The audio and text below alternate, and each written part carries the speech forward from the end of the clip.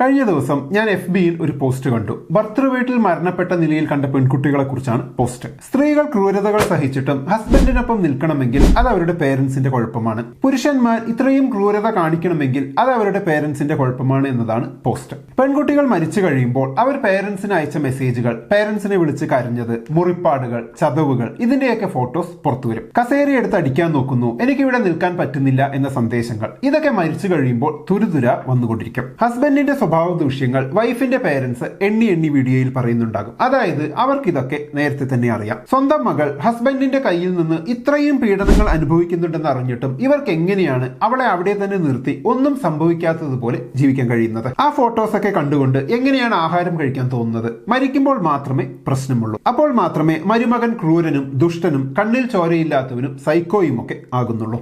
ഇപ്പോ ഇത് എനിക്ക് മാത്രമുള്ള സംശയമല്ല, ഇത്തരം വാർത്തകൾ കാണുമ്പോൾ ആർക്കും തോന്നുന്ന സംശയമാണ്.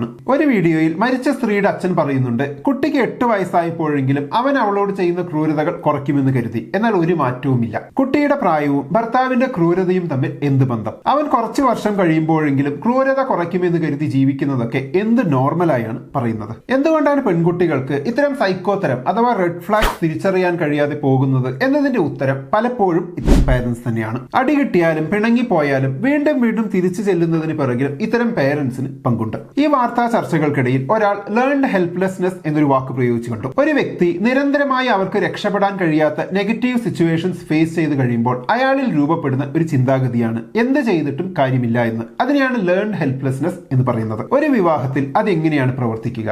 വിക്ടിം ആദ്യം ഫൈറ്റ് ചെയ്ത് നോക്കും, ഒഴിവാക്കി പോരാൻ നോക്കും, മറ്റുള്ളവരോട് ഹെൽപ്പ് ചോദിക്കും. പക്ഷെ ഈ മൂന്നും റിപ്പീറ്റഡ് ആയിട്ട് ഫെയിൽ ആകും. ഫൈറ്റ് ചെയ്യാൻ പറ്റുന്നില്ല, ഇറങ്ങി പോകാൻ പറ്റുന്നില്ല, ആരും സഹായിക്കുന്നില്ല. ഇനി ഇതാണ് എന്റെ ജീവിതം, ഞാനിവിടെ പെട്ടു, ആരും രക്ഷിക്കില്ല, എല്ലാം എന്റെ കുഴപ്പമാണ്, തിരിച്ചു ചെന്നിട്ടും ഒരു കാര്യവുമില്ല, ഒന്നും നേരെയാകാൻ പോണില്ല, ഇങ്ങനെ ഒരു മാനസികാവസ്ഥയിലേക്ക് വിക്ടിം എത്തിച്ചേരും. ഇനി ഈ ഒരു ചിന്തയ്ക്ക് പുറകിലെ പേരന്റിങ്ങിന്റെ റോൾ എന്താണ്? പലരിലും ഈ ഒരു സൈക്കോളജിക്കൽ കണ്ടീഷൻ ഡെവലപ്പ് ചെയ്യുന്നത് കുട്ടിക്കാലത്താണ്. ചെറുപ്പത്തിൽ കുട്ടിയോട് അവർക്ക് വേറെ ചോയ്സ് ഇല്ല, ജീവിതം ഇങ്ങനെയൊക്കെയാണ്, കൂടുതൽ പ്രതീക്ഷിക്കരുത്, ഹസ്ബൻഡ് ആയാൽ കുറച്ച് തല്ലും, എന്നാലും ഉള്ളിൽ നല്ല സ്നേഹമുണ്ടാകും, മുതിർന്നവരെ ചോദ്യം ചെയ്യരുത്, എല്ലാ സ്വഭാവവും ഒരു കുട്ടിയായി കഴിയുമ്പോൾ മാറും, നിന്റെ അച്ഛനും ആദ്യം ഇങ്ങനെയൊക്കെ തന്നെയായിരുന്നു, ഇങ്ങനെയൊക്കെ പറഞ്ഞ് അത് തലയിൽ ഊട്ടി ഉറപ്പിക്കുന്നത് നമ്മുടെ കൾച്ചറിന്റെ കൂടി ഭാഗമാണ്. ഒരു ടോക്സിക് റിലേഷൻഷിപ്പ്, അതിലെ റെഡ് ഫ്ലാഗ്സ് തുടക്കത്തിലെ തന്നെ തിരിച്ചറിയാൻ കഴിയാതെ പോകുന്നതിന്റെ കാരണങ്ങളിലൊന്ന് ഇതാണ്. അബ്യൂസിനെ ടോളറേറ്റ് ചെയ്യാൻ പഠിപ്പിക്കുന്ന പേരൻസും മറ്റൊരാളെ അബ്യൂസ് ചെയ്യുന്നത് നോർമൽ ആണെന്ന് പഠിപ്പിക്കുന്ന പേരൻസും കുറ്റക്കാരാണ്.